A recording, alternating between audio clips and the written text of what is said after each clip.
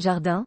5 bonnes raisons d'adopter le bananier nain lotus d'or. Si vous cherchez une plante tropicale à fleurs pour apporter une touche d'exotisme à votre jardin, vous pourriez trouver votre bonheur avec le bananier nain de Chine ou Muscella lasiocarpa. Cette plante facile à vivre est particulièrement décorative. Nous allons lister pour vous 5 bonnes raisons d'adopter ce bananier nain lotus d'or. Il ne prend pas beaucoup de place. Il y a de multiples raisons d'adopter le bananier nain de Chine ou Muscella lasiocarpa dans son jardin, à commencer par sa petite taille. Comme son nom l'indique, cette plante vivace subtropicale de la famille des Musacées garde une taille réduite, ce qui permet de l'intégrer dans tous les jardins. Le bananier nain lotus d'or produit un petit pseudotron et forme une touffe de 1,5 m d'envergure. Sa petite taille est un premier atout pour lui trouver une place chez vous, de préférence dans un emplacement chaud et ensoleillé. 2. Il résiste bien au froid. Cette variété est également intéressante pour sa rusticité jusqu'à -10 degrés Celsius, voire -15 degrés Celsius dans de bonnes conditions. Une fois adulte, cette plante subtropicale résiste bien au froid, à condition de lui fournir un sol drainant et de protéger sa souche avec un paillage bien épais.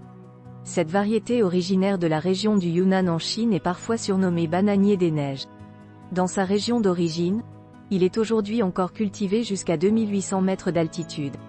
En raison de son origine géographique, il est beaucoup plus résistant au froid et au vent que les autres bananiers. Fournissez-lui un substrat riche et drainant composé d'un quart de terre de jardin, un quart de terreau, un quart de fumier bien décomposé et un quart de pouzzolane ou de sable grossier. Attention, il faut éviter d'installer de jeunes sujets en pleine terre en hiver. Il est préférable d'attendre le mois de mai pour effectuer la plantation. Que vous les cultiviez en pot ou en pleine terre, les jeunes sujets ont besoin d'être placés hors gel. Ne vous inquiétez pas si votre bananier nain chinois perd ses feuilles en hiver. Ses parties aériennes meurent et tombent des -2 degrés Celsius, mais les tiges renaissent avec vigueur au printemps suivant. 3. Il présente un feuillage très épais. Si vous voulez créer un jardin exotique sous nos latitudes, l'aspect esthétique du bananier nain lotus d'or est un autre argument en faveur de cette variété.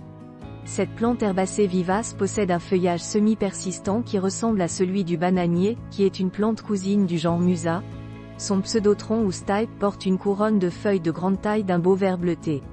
Pour préserver ce beau feuillage à l'allure tropicale, il faut l'arroser abondamment pendant la belle saison et enrichir l'eau d'arrosage d'un engrais liquide tous les 15 jours. En revanche, cette espèce craint les excès d'eau en hiver. En cas d'hiver pluvieux ou très froid, il est conseillé de protéger le bananier nain chinois avec une bâche transparente anti-pluie. 4. Il offre une floraison spectaculaire. Le feuillage n'est pas le seul attrait de ce bananier nain chinois et le Muscella lasiocarpa mérite bien son nom de lotus d'or. Quand il fleurit, il produit un épi dense de bractées jaunes et épaisses qui ressemble à une fleur de lotus. Il faut être patient pour assister à ce spectacle puisque ce bananier développe une tige feuillée pendant 2 à 4 ans avant de fleurir. De plus, cette espèce étant monocarpique, elle ne fleurit qu'une seule fois avant de mourir. Fort heureusement, la plante produit plusieurs rejets avant la floraison. Les fleurs véritables sont petites et se développent à la base des bractées. La floraison peut durer entre 6 mois et 1 an. Quand elles sont fécondées, les fleurs produisent un petit fruit contenant des graines que l'on peut faire germer. 5. Sa fleur est sacrée dans la culture bouddhiste. Le caractère sacré de cette plante est la dernière des 5 bonnes raisons d'adopter le bananier nain lotus d'or dans votre jardin. Cette plante est souvent représentée dans les temples bouddhistes ou cultivée à proximité de ces lieux sacrés.